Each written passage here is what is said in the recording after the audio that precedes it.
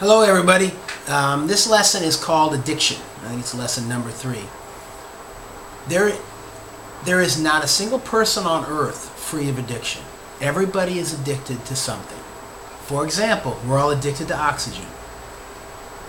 Hold someone's head underwater for a minute and they're fiending for oxygen. They'll sell their body for oxygen. They'll do anything to get oxygen. So everyone has addiction. This is something that I haven't heard another viewpoint like this or come from another angle, but everyone has to deal with addiction all the time. You're addicted to oxygen. You're addicted to water. Don't go without water and you'll have withdrawals. You'll need water. Okay? People tend to separate those and say those aren't addictions, but I don't understand how they can't be addictions. All right?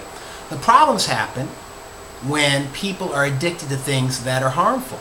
But there's really no separation between, what's a harmful addiction and what's a necessary addiction to keep your life going. Because you can get that confused. Food is an addiction. We have an obesity epidemic in the country. We have people eating themselves to death. We have people killing themselves with a knife and fork. The biggest health problem among the poor in America is obesity.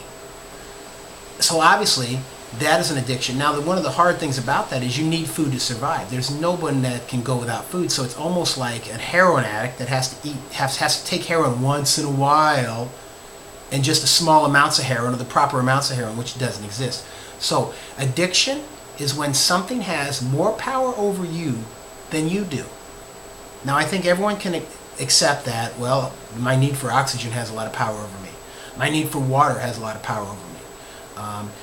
But we have, maybe my need for social contact has a huge amount of power over me. You know, primates are social animals. They're this idea of being a social creature. If you see a monkey, a baboon, a gorilla by himself out in the wild, he's dead.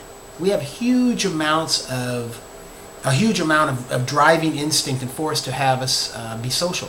So that can be an addiction. People are addicted to social groups. They will do things to be in the crowd or be in the group or make things like that. So if we can all just recognize addiction for what it is, when something has more power over you than you do. Smoking nicotine, nothing beneficial, costs a lot of money, makes your breath stink, kills you.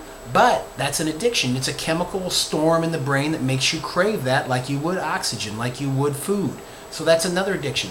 So what a person has to do is just kind of grow up and look at themselves and say, okay, what are the harmful addictions? I know people that are addicted to exercise, people that will run, and they have shin splints and they must go out, they're high on the endorphins and they have to do it. So this requires balance. It kind of requires a different a mature viewpoint in your life. What is addiction and how do I handle addiction? I've almost come to the conclusion that there isn't anyone who isn't addicted to something. They will give stuff power over their lives that shouldn't. Whether it's addicted to people, addicted to alcohol, addicted to nicotine, addicted to marijuana. Marijuana is often considered a harmless drug. A lot of people that I've seen, they're pretty addicted to it to the point where it causes a great deal of harm in their life. And then everyone understands the cocaine and the heroin and all those other chemicals. Because you're just a complex bag of chemical reactions going on. That's the definition of life, basically. All living things. And when your chemical reactions stop, you die. Ask any endocrinologist or anything else. So if we look at this and say, okay, should I be eating this food? Is it going to help me? Does my appetite have more power over me than my decision? Do I really have free will in this, or am I just serving the addiction? So, and Alcoholics Anonymous is a perfect example of this. To solve the addiction, first thing they say is, do you want to stop drinking? When the person says, well, I'd like to, control it, or I'd like to, go away. Come back when you're ready to stop drinking.